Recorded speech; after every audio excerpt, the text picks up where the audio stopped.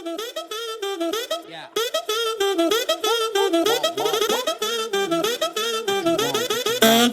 Yeah. My come and never sleep on me.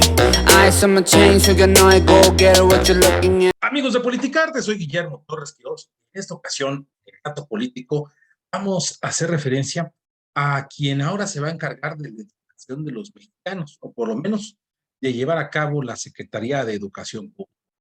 Su nombre, Leticia Ramírez Amaya. Tal vez el nombre no le venga a usted en conocimiento, porque la verdad fue una rompequiniela su nombramiento.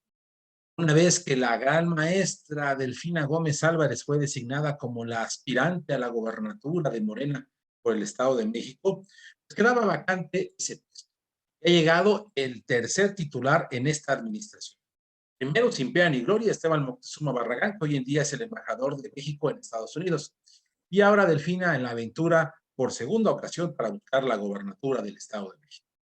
Leticia Ramírez Amaya era hasta hace unos días la responsable del tema de atención ciudadana de la Presidencia de la República, mismo cargo que tuvo cuando López Obrador fue jefe de gobierno a principios del siglo XX. Leticia Ramírez Amaya es maestra normalista y también tiene estudios incompletos de antropología.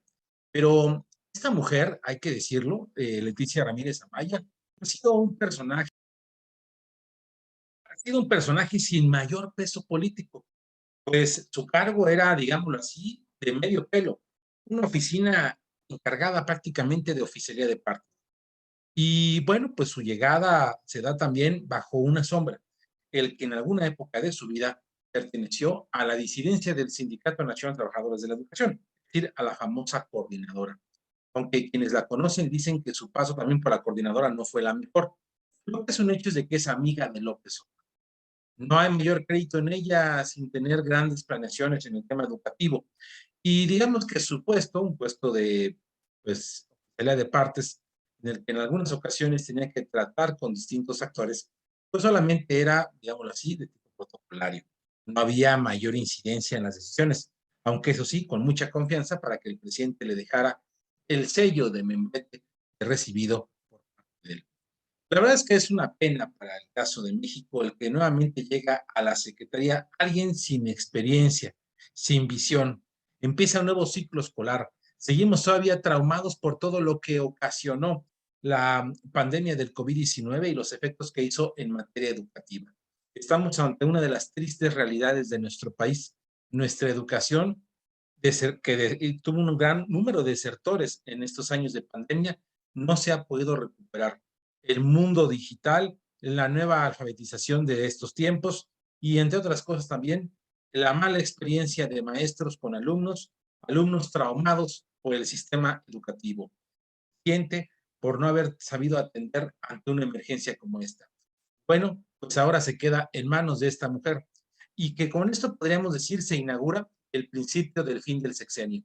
Está acabando la era de López Obrador, está en la recta final y por eso es que necesita de alguna manera hacer sus últimos acomodos. No está metiendo ya a políticos con experiencia. Ahora lo que él quiere es los de su confianza para terminar bien el sexenio, ante la sesión adelantada que él mismo ha provocado y ha decidido dejar entonces en el papel a figuras como Leticia Ramírez Amaya. Y de veras que fue rompequinielas, porque muchos esperaban ahí a Raquel Sosa o a Berta Luján, o incluso se habló de la propia Beatriz Gutiérrez, la esposa de. Lo que es un hecho es que para López Obrador la educación no será de gran mayor peso, pero se lo deja, como hizo en el caso de Pemex, a un amigo, a alguien de confianza. ¿Para qué meternos en mayores líos o en aspiraciones políticas?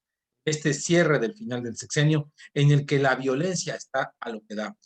Y es que este nombramiento se da también en torno a una semana sumamente violenta, en donde vimos la quema de establecimientos, de Oxxos, solamente de Oxxos, buena pregunta, y que se dio en los estados de Baja California, de Michoacán, de Guanajuato y de Chihuahua, y en los que también hay que decir, y Jalisco, también hay que decir que en torno a todas estas quema de establecimientos, quema de automóviles, de coches particulares, en el caso de Ciudad Juárez, el asesinato de 11 personas, nos demuestra nuevamente que la estrategia de abrazos no balazos no ha funcionado y nos pone la gran interrogante si la propuesta del presidente de que la Guardia Nacional dependa ahora del Ejército, que en los hechos ya pasa, pues va a ser mejor, va a ser con mayor velocidad como pan con mantequilla y no se quede solamente en dichos. Por eso pareciera que todo esto está interlazado y entrelazado. Ojalá no esté entrelazado, porque nos demuestra la propia debilidad del propio gobierno.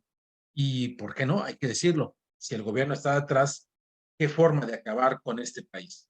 Así de triste, así podríamos decir que es la situación de nuestro país. Violencia exagerada, junto con las dosis de crisis económica. Y ante esto, el nombramiento de una nueva responsable de educación pública sin mayor oficio. El latillo político de esta ocasión tiene que ver con Alejandro Moreno. Alejandro Moreno Cárdenas, Alito, el dirigente nacional del PRI, al que le han quitado la presidencia de la Comisión de Gobernación en la Cámara de Diputados, algo que es totalmente, digámoslo así, políticamente injusto. Pero que se puede hacer, claro que se puede hacer porque Morena tiene la mayoría. La gran pregunta es si Alejandro Moreno, ante las impugnaciones que ha realizado, ante el proceso de ley en el que ha quedado incompleto su papel, ¿quién? Nada más, nada menos que con la propia dirigencia nacional del PRI y con las denuncias que ha metido Laida Sansores, la gobernadora de Campeche, que por más que le han dicho los jueces que no puede hacer propaganda en contra de Alejandro Moreno, la sigue haciendo. Pero el latillo político es lo siguiente.